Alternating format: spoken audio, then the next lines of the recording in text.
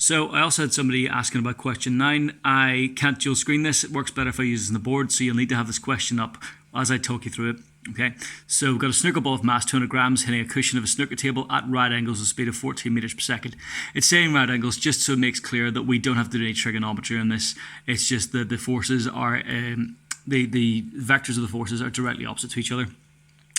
The ball rebounds with half its initial speed. The ball's in contact with a cushion for 0.6 seconds. That's just the bit by the side, as they've said. What is the average force exerted on the ball by the cushion? Now, key to answering this is Newton's second law. Now, it's a slightly different version of Newton's second law from the one you'll encounter most often. Force equals mass times acceleration. Okay, now we can rearrange that by substituting in the formula for momentum. Momentum is mass times velocity. And you can see that there's a lot of commonality between these. What we can do basically is combine those two equations to give us the force is the rate of change of momentum. Okay, because obviously you need a force to change something's momentum. Remember, they're both vector quantities, and if something's momentum is staying the same, that means it's not speeding up, it's not slowing down, it's not changing direction. And you remember that a force is needed to do either of those three kinds of acceleration. Anyway, it's change of acceleration, so it's our final momentum minus our initial momentum, which shouldn't be P, that should be mv minus mu. That seemed weird to me. So remember, your momentum is mass times your final velocity, mass times initial velocity, all over time. Now here's a point where a lot of people, I think, are going to make some mistakes here. If we look at that question, our final momentum is in the opposite direction to the initial.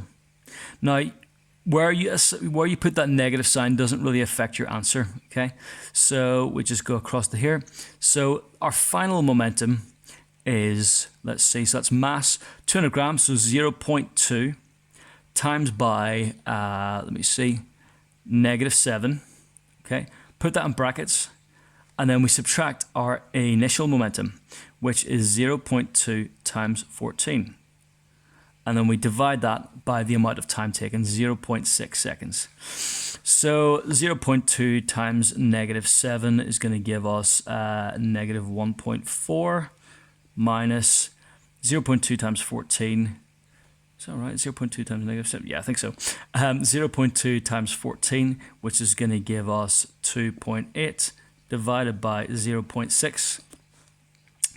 -1.4 minus 2.8 is going to give us -4.2 divided by 0.6. I'm just going to use a calculator here because I am 4.2 divided by 0.6 gives us 7 newtons. Now that's going to give, if we do this, it's obviously going to give us -7 newtons, but well, you can see here, it's not asking for the direction of the force in the question, so we don't need to include the sign in the answer, which you can see from the multiple choice options. Hope that helps.